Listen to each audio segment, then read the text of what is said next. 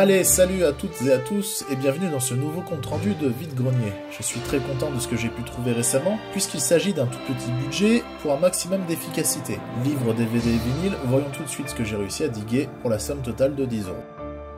Alors tout d'abord les films, avec cette édition spéciale du Dueliste de Ridley Scott, à mon sens son plus grand film, son premier et aussi celui qu'il ne dépassera jamais. Je suis vraiment content de rentrer cette édition d'un film assez rare et pourtant bien au-dessus de tout ce qu'il a pu faire par la suite, Alien et Blade Runner y compris. Voici maintenant Django de Sergio Corbucci, dans une édition Wildside neuve et sans trace de dos aucune. Très content de rentrer cette galette italienne également, assez rare, il faut le dire, surtout à ce prix-là, dans ma bibliothèque de films. On enchaîne donc avec les livres et ces deux bouquins de William Gibson, dont le Neuromancien que j'avais lu quand j'étais ado à la bibliothèque de mon quartier. Je peux enfin sortir ce mini-recueil intitulé Gravé sur du chrome de sa solitude. Voilà maintenant le plus gros morceau de ce compte-rendu, puisqu'il s'agit d'un lot de livres Conan, en format poche évidemment, à 20 centimes pièce, dont l'édition a la particularité de célébrer la ressortie des aventures écrites par Howard en y ajoutant une carte postale à l'effigie de la couverture. Alors, est-ce qu'il s'agit d'illustrations de Frazetta? Je sais pas, faut que je vérifie ça. Toutes les cartes postales s'y trouvent encore, et l'état général de ces livres est plus que satisfaisant. Moi qui n'en avais lu qu'une moitié de livres, là encore, quand j'étais ado, je vais enfin pouvoir combler mes lacunes en la matière. Et pour finir, voici les 5 disques, qui viennent s'ajouter donc à ma collection de 33 tours, avec pour commencer cette bande originale du clan des Siciliens, par Ennio Morricone. Dans un état presque neuf, ce disque va venir s'ajouter à toutes les autres bandes originales que je possède, signées par le maestro italien. Sacco et Vanzetti,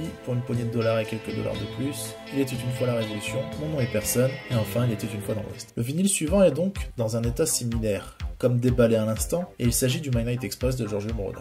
Un disque qui s'est pas mal vendu à l'époque, commun donc, mais sur lequel je n'étais pas encore tombé, et encore moins dans un état aussi parfait.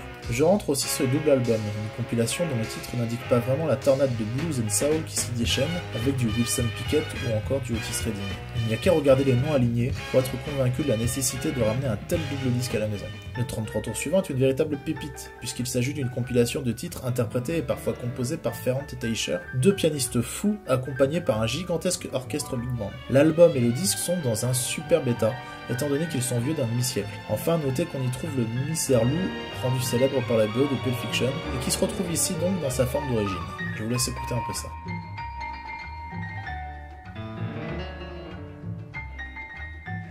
Pour finir, cet album de Ray Conniff, chef d'orchestre et compositeur au style reconnaissable entre mille, sur lequel on retrouve, par le biais du hasard, quasiment la moitié des titres qui se trouvaient déjà sur le Ferrant et Teicher, mais délivrés ici dans des versions assez éloignées, et pourtant tout aussi 60s et jubilatoires. Je suis très content encore une fois d'étoffer ma collection, notamment de Ray Conniff, avec ce nouveau disque. Allez, c'est tout pour cette fois-ci, et sans embrouille, on se retrouve à la mi-avril pour la reprise saisonnale des Vide-Grenier. A bientôt donc, et d'ici là, portez-vous bien.